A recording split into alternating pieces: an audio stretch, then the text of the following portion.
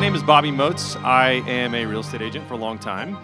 Brought into the business because of my beautiful wife, Shayna, who told me to quit my amazing job at Whole Foods one day, where I was doing a lot of this stuff in the beginning, doing a lot of techie stuff that I loved.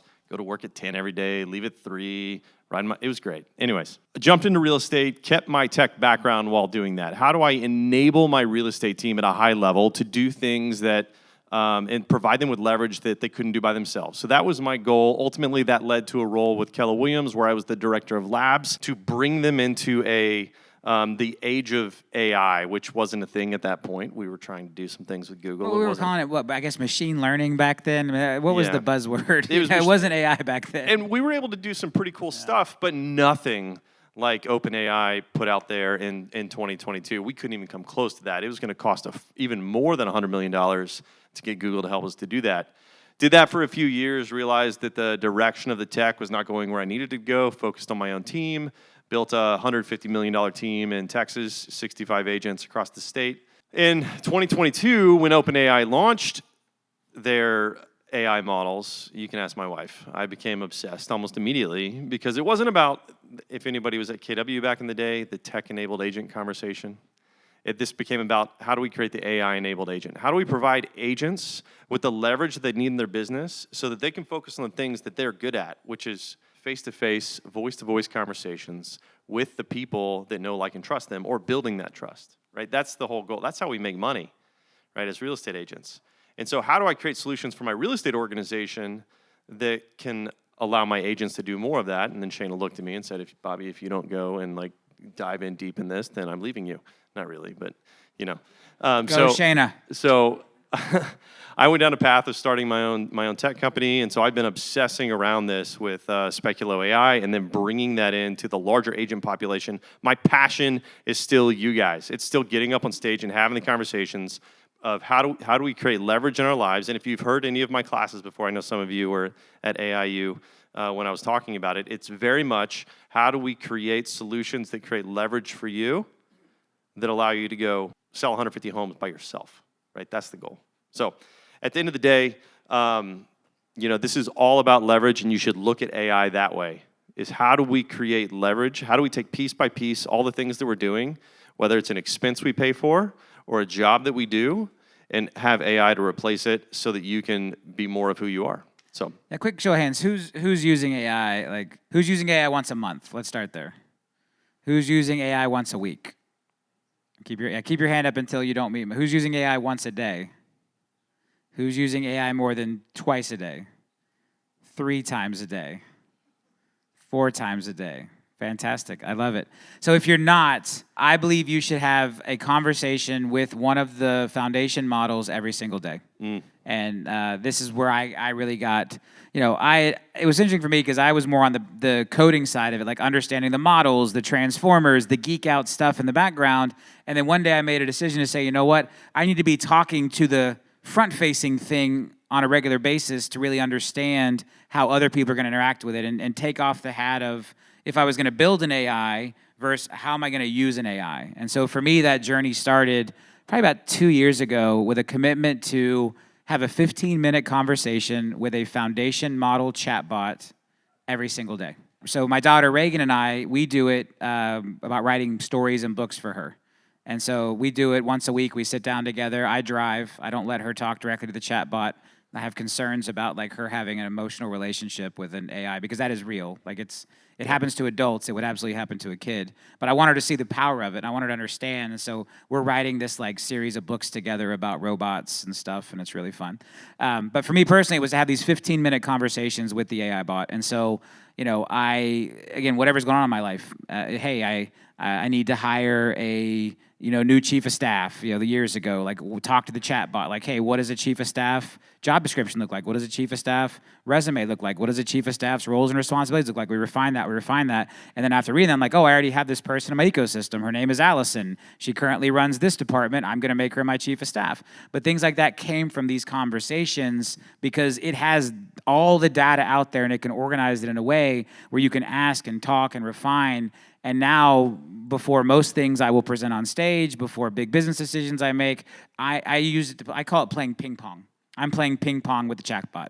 hit an idea, it's going to hit it back to you, hit it back to it, make an adjustment, in coding, we call it rubber ducking. There's this idea of like you put a rubber duck on your desk, and if you get stuck on a coding problem, you talk to the rubber duck. And even though it's not going to talk back to you, talking it through will help you solve the problem. And so AI gives us a rubber duck that will actually talk back to us, and it will bring information and data from basically the culmination of all human knowledge online to come back to you. And so if you're not doing that, I would encourage you, whatever is on your mind, whether you think it makes sense for AI or not, have the conversation with the chatbot. Spend the 15 minutes a day. I'm probably more like 45 minutes to an hour a day most days now, beyond specific projects, of just interaction and researching and going down rabbit holes and digging in and just learning and refining my thoughts and my feelings around topics and business. And it is very, very revolutionary to your life. I mean, do you want to kind of share from that lens, Bobby? Again, taking out the API stuff, taking out the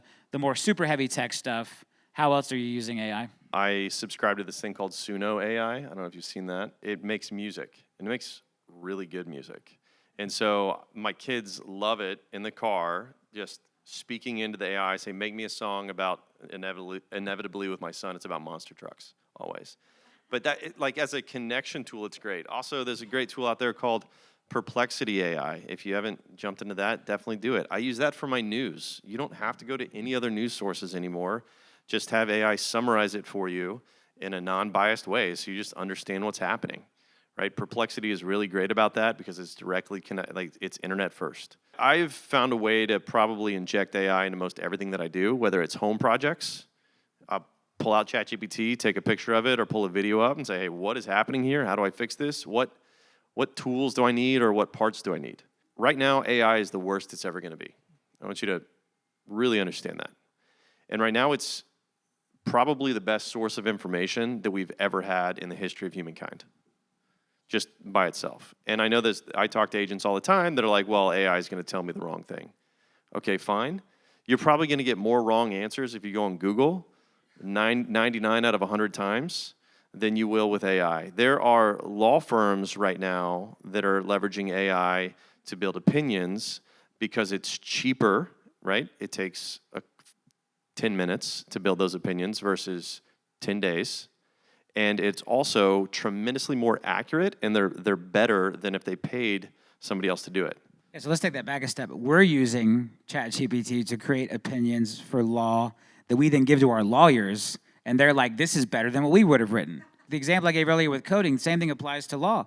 You know, we're like, hey, we understand what's actually happening in the trenches. So for you said a law firm, like, hey, we need to solve this problem or understand the compliance behind it. They don't understand all the nuances where we do. We're in the trenches. Like, I'm dealing with it every day. So by going into the chatbot and having this conversation, the depth of the legal brief being shaped by our understanding of the business, and then we give it to the lawyers, and they clean it up, and they fact check it, and they make it perfect, obviously, before it's filed, because there is still some hallucination. Like, they will still occasionally make up a case that doesn't exist. Like, it's not perfect, but the ability to go deep down threads using your business logic, now armed with this access to all legal briefs and commentaries and cases ever, it is super powerful. And so again, I think this is where we're going is, I guess, step one is lawyers use it, partners at law firms use it to eliminate the junior partners, but then eventually Fortune 500 companies use it to get in front of and even supercharge what goes to the lawyers, and it just creates this whole new dynamic in how information flows. Do not let ChatGPT write anything on your contracts, though. Yeah. Don't do that. Yes.